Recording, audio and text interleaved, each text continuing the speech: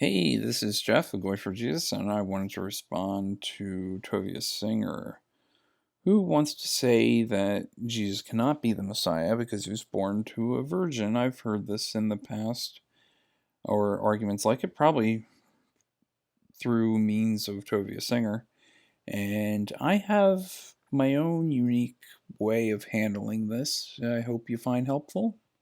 If not, you have a better way, let me know. I know Michael Brown in his Answering Jewish Objections, Volume 5, I believe it's Volume 5, deals with this. So I take a different tact.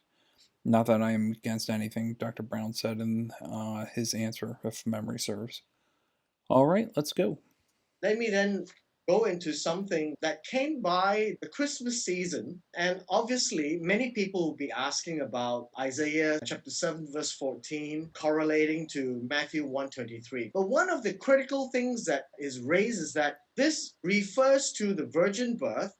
And then there is a reference to the lineage of Joseph with an attempt to attach that to Jesus, to the Davidic lineage. How do you see this? Where if there is a lineage, does that mean there is no virgin birth? If there's virgin birth, there is no lineage, and you can't have both of them? And how do you actually ascertain Jewish lineage in the first place? Because at the end of the day, if Jesus is born of a virgin supernaturally, would he then be viewed as somebody who has a lineage to David? You're asking a question that's so plain that people frequently miss it. The church initially does not adopt the notion that Jesus was born of a virgin. We could see that from the earliest writings chronologically in the New Testament. So Paul either didn't think it was important enough to mention that Jesus was supernaturally conceived,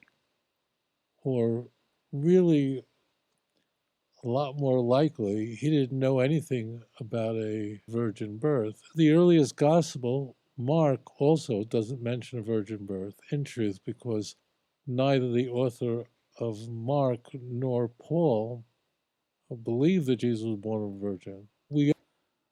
Okay, just a slight comment here. Just because Mark mentions it, doesn't mention it, doesn't mean he doesn't believe it, and people think Mark is the first gospel written, but they don't know for sure. We only have two books in the Christian Bible, written rather late in the first century, probably around the 85, Matthew and Luke. And that 85 date is based on the assumption that Jesus predicts the temple is destroyed, so they must. Uh, so the temple, if the temple is destroyed, then it had been written after the temple being destroyed because you can't have predictive prophecy because of the anti supernatural bias, which Tovia Singer knows something about because of how we date Daniel. So there's a video I'll try to find at some point on that where Tovia Singer does a good job talking about Daniel and the anti supernatural bias against its dating. Luke that mention a virgin birth. The virgin birth is necessary. All right, so the other thing to mention that he goes into about Paul. Well, Luke was a travel companion of Paul, which we can see in Acts. So Luke and Paul are associated. To say Paul knew nothing of the virgin birth kind of doesn't make sense since the virgin birth is mentioned in Luke. So this should be pretty obvious to someone who's interacting with Christianity, but apparently went over his head. Because as the Christian religion is moving into the Gentile arena even more and more, it adopts more and more ideas from the Greco Roman world that surround it rather than any possible Jewish origin. When Matthew adopts the idea that Jesus was born to a virgin, and He just said it was because he was moving into the Greco-Roman world, but we know Matthew, based on just external evidence from church and tradition, but also internal evidence of what was written inside of it, was geared to a Jewish audience. So This is not cohering. We have an infancy narrative in Matthew 1 and 2. What he does by claiming that Jesus was born to a virgin disqualifies him completely from being the Messiah.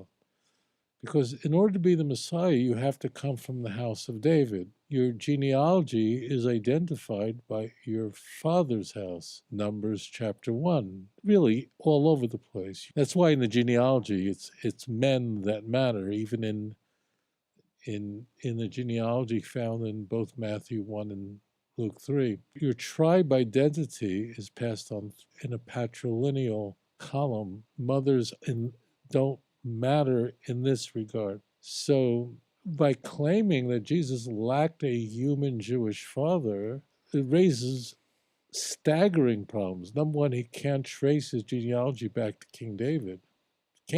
Okay, before I go in for what my main point is, Matthew and Luke, especially Matthew writing to a Jewish audience, did not seem to think this was a big deal. And he's writing to a Jewish audience, so he wouldn't think to address this if this was so obvious an issue. And because the genealogy that we are served up in Matthew chapter 1, essentially the first 16 verses of the book of Matthew, is the genealogy of Joseph, not the genealogy of Jesus. Because Jesus was born to a virgin, then Joseph wasn't his father and could not convey the Davidic house. So, whatever you want to think of the genealogy we find in Matthew chapter 1, and Okay, so this is before I get to addressing some other minor stuff they have in here. What if a virgin birth does occur? What are the rules for reckoning as your father? Why can't Joseph be considered the father? He's legally married. He's legally the father of Jesus, but or why is that disallowed? Do you have something in the Torah that says these are the rules? What are the rules for virgin birth? You're making them up. You're saying, oh, it's why can't Joseph be Jesus' legal father, and he can't inherit David's throne through Joseph? Why is this not allowed? Because what are the rules for the virgin birth? it's very problematic for other reasons that are beyond the scope of your question. It's really problematic. It's been played with in ways that are very striking. But what is germane is that we are told by Matthew that this is the genealogy of Joseph, and Joseph was not the father of Jesus. Again, where are the rules for a virgin birth? Why can't Joseph be reckoned as the father of Jesus? So this is my main complaint with this line of argument, is that it's arbitrary. It's arbitrary because they can't point to any set that no, in case of virgin birth, this can happen. It has to be a natural birth. That's just an assumption you're carrying in. Joseph's genealogy then is not relevant. That is a huge deal. It's a huge deal Matthew didn't think about, I guess. Massive. And that's what happens. You get into trouble when you claim more and more, when you inculcate ideas, pagan ideas, the idea that the mother of God or the mother of the Savior could not have conceived through a natural means.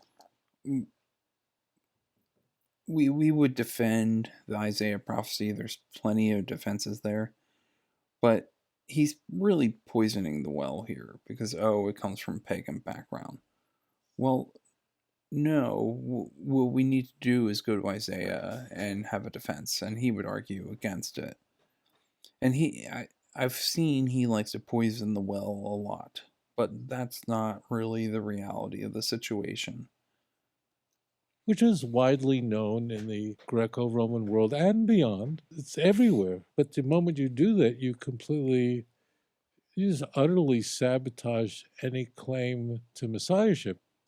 Because of his arbitrary rules of what constitutes a legal inheritance, a legal father, because Tovia Singer said so. I That doesn't work for me. I want the rules for a virgin birth before you lay this down, and you don't have them.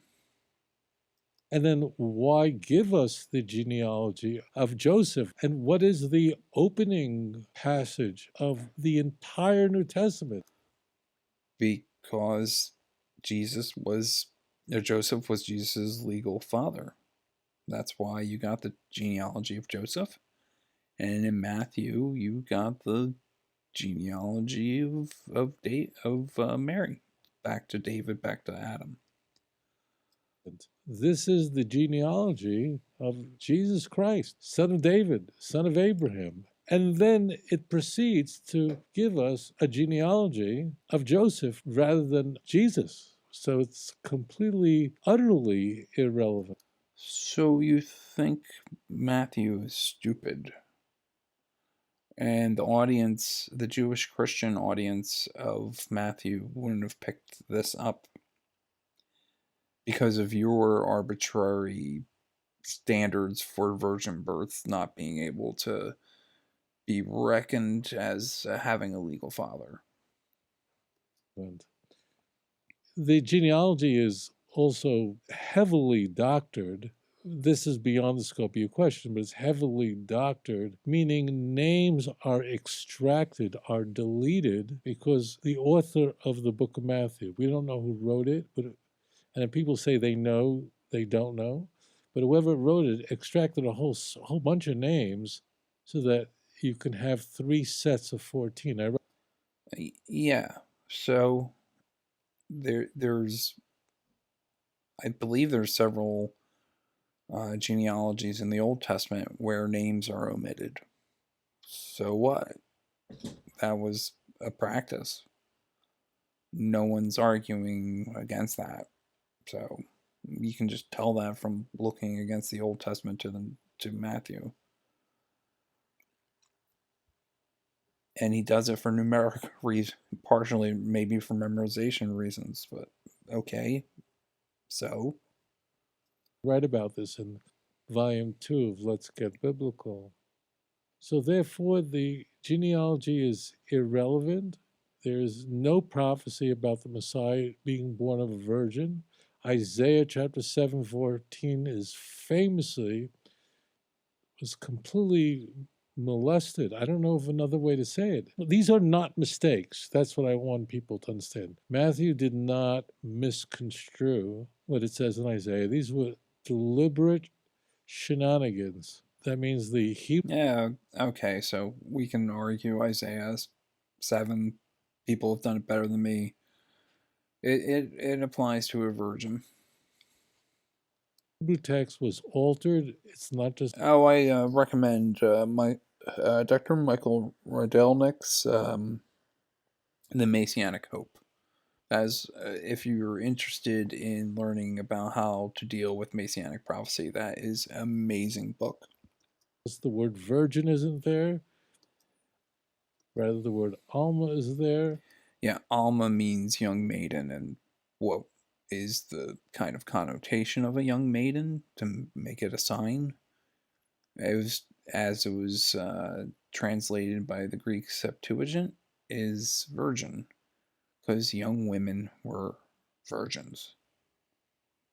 It's just the secondary meaning that the Septuagint translators understood, and Matthew picks up on.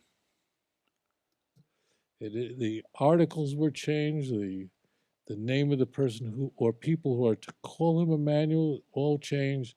It's ripped out of context, but what we find in Matthew is scandalous. Luke is also very troubling, but in a different way. Okay, so you can look up that Michael Riddell. I'll put a link to his book. I'm sure my friend Jeff Cran has done it too, so I will link. I'll try to find a video he's done on Isaiah 7. Okay, that's it. God bless. If you have any questions, let me know in the chat. But the basic point I have is that his arguments against that the Messiah can't be born of a virgin are based on arbitrary rules that he just laid down. Okay, talk to you later.